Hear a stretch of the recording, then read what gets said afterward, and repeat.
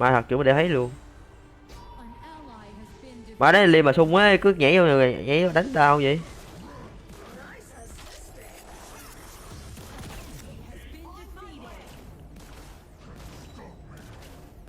Đấy Ly sung ơi là sung luôn.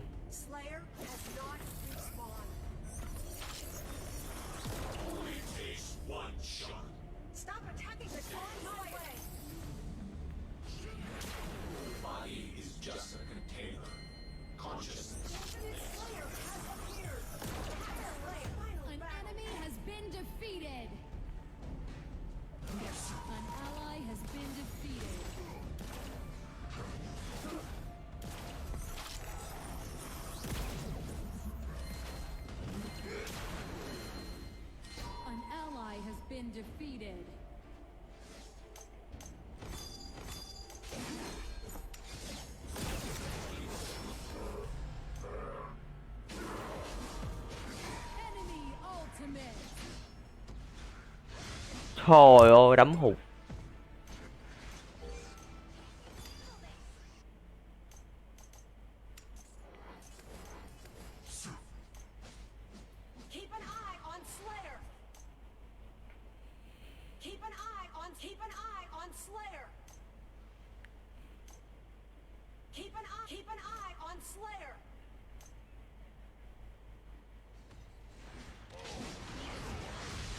Vô cao cứ con ơi hai điệp mẹ đéo cướp được thằng lồn quy thằng lồn này thôi đéo tụi nó rồi.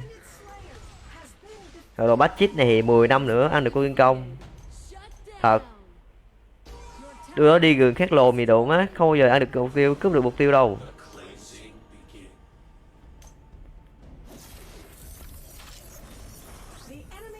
Cái lồn mới bị kéo đó mít địt mẹ ngu dữ vậy.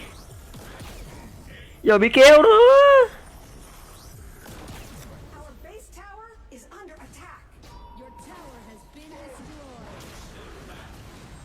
Thế hỏi mày nhá coi mày cướp được không.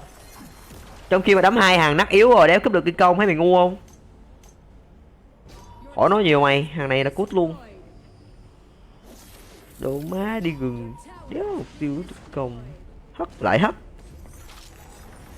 hút lồ là cũng hất.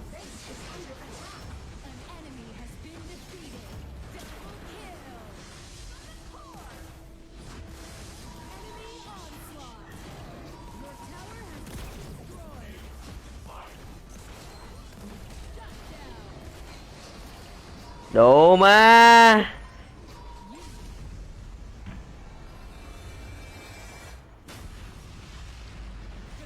ô luôn gì mẹ câu mày cứ không được kìa.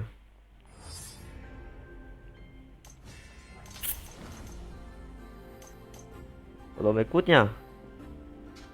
Đủ má gà đéo được cái lùm gì có giành gừng nữa hay lắm. Này hay ra vẽ mệt lắm.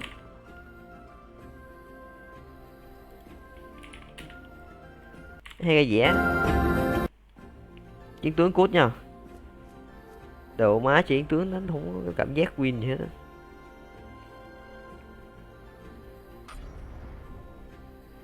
Chiến tướng này cũng ngay nha. Độ mấy chiến tướng cút ngay.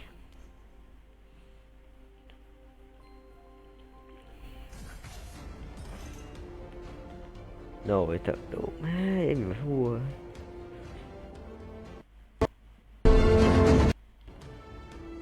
Em vậy mà thua. Chị thấy ngoài kia đây.